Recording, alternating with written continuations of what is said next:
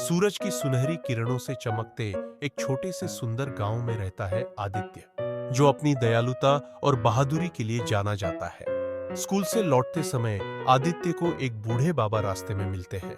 बाबा भूख से बेहाल होते हैं। आदित्य अपने टिफिन की परवाह किए बिना उन्हें दे देता है। बाबा आदित्य की इस नेक दिली से खुश होकर उसे एक जादुई कालीन देते हैं।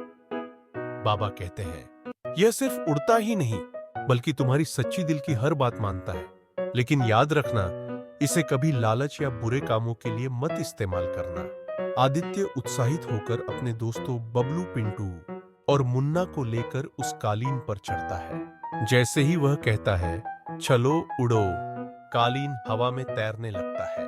बच्चे आसमान से नदियां, पहाड़, जंगल और समुद्र को देखते हुए खूब आनंद उठाते हैं।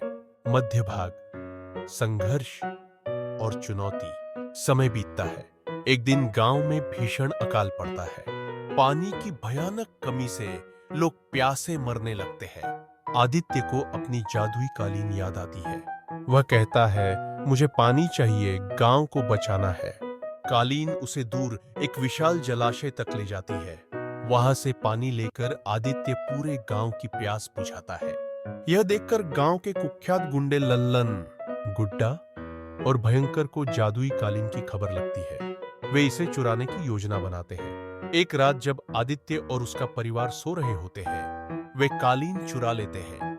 गुंडे कालीन का इस्तेमाल लूटपाट, हथियारों की तस्करी और शराब की अवैध तस्करी के लिए करने लगते हैं। पूरा गांव उनके आतंक से डर जाता है। चरम बिंदु, क्लाइमैक्स। गांव के लोग आदित्य के पास आते हैं और मदद की गुहार लगाते हैं। आदित्य हिम्मत नहीं हारता और दोबारा उसी बूढ़े बाबा के पास जाता है।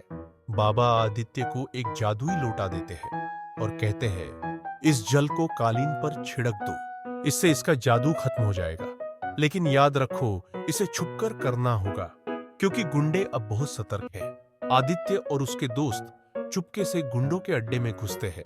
एक साहसी योजना बनाकर वे कालीन के पास पहुंच जाते हैं। जैसे ही वे जादुई जल कालीन पर छिड़कते हैं, कालीन का जादू खत्म हो जाता है। गुंडे अब असहाय हो जाते हैं और गांव के लोग मिलकर उन्हें पकड़ लेते हैं। अंत। निष्कर्ष। गांव में फिर से शांति लौट आती है। आदित्य सिखाता है कि सच्ची शक्ति दिल की अच्छाई में होती है, न कि किसी जादुई चीज में।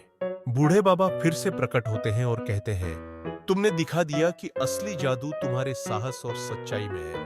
आदित्य और उसके दोस्त मुस्कुराते हैं, क्योंकि उन्होंने साबित कर दिया कि दोस्ती, बहादुरी और नेक दिली ही सबसे बड़ी ताकत है। संदेश। इस कहानी के जरिए यह सिखाया गया है कि अच्छे इरादों से किया गया छोटा सा काम भी दुनिया बदल सकता है।